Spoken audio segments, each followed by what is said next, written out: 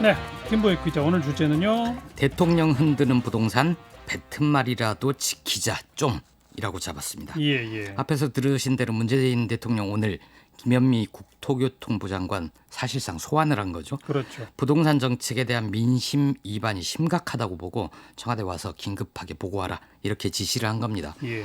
6.17 대책이 발표한 지 이제 한 달도 되지 않았는데 더 센 처방이 나올 것 같습니다. 네.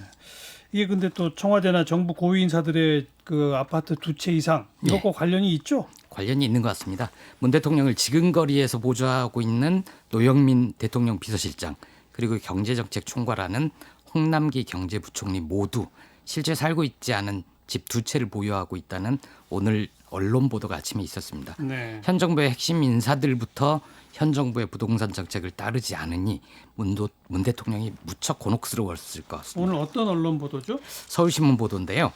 제목이 집 팔라던 노영민도 먼저 판다던 은성수도 다주택 고위직의 역행 딱 감이 잡히시죠? 네. 솔선수범하겠다는 장차관들 말로는 판다 해놓고 실제 지키지 않았다는 겁니다. 오히려 새 채로 늘린 사람도 있었다고 하고요. 실제 집을 판 분들도 약속이나 한 듯이 서울의 강남 쪽 똘똘한 한 채를 남겼다고 합니다. 실제 살고 있는 한 채 남기고 다 팔아라. 이게 문재인 정부의 부동산 정책이잖아요. 맞습니다. 이런 표현도 들어보셨을 겁니다. 집은 사는 것이 아니라 사는 곳이다. 그래서 공직자들부터 솔선수범을 해야 된다는 말이 많았죠. 직접 얘기도 했습니다. 노영민 비서실장은 지난해 12월 청와대 참모진에게 수도권에 집 2채 이상 보유했다면 6개월 내에 한 채만 남기고 처분하라. 이렇게 권고를 했었고요. 6개월이 지나갔는데. 그렇죠. 수도권이라는 더불어민주당은 말도 좀 걸리네요. 네? 수도권이라는 말도. 그렇죠. 예.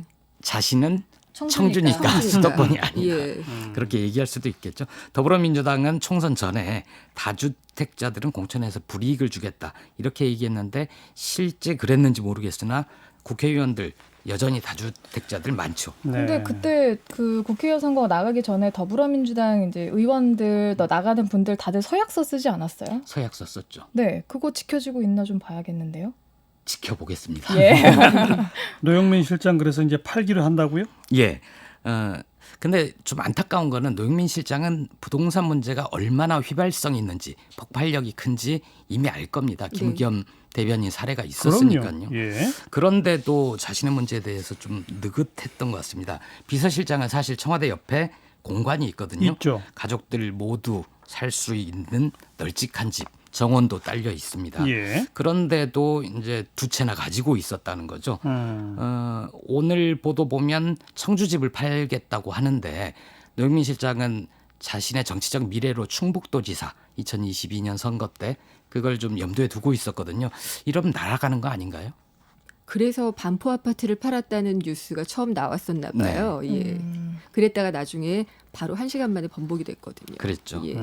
또 누구가 있다고요? 김조원 민정수석도 2주택자고요. 네. 앞에 말씀드린 경제부총리 작년에 이런 얘기를 했습니다. 주택 여러 채를 보유한 정부 부처 고위공직자는 한 채만 빼고 처분하는 게 바람직하다.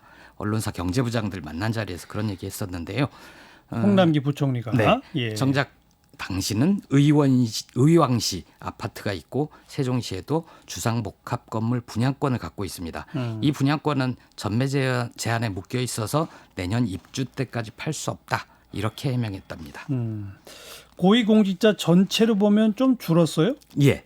서울신문 보도를 보면 다주택자 비율이 지난해 12월 30.7%에서 23.2%로 7.5%포인트 줄었다고 합니다. 예. 그런데 공개 선언을 해놓고도 지키지 않은 고위공직자도 있습니다. 은성수 금융감독원장인데요.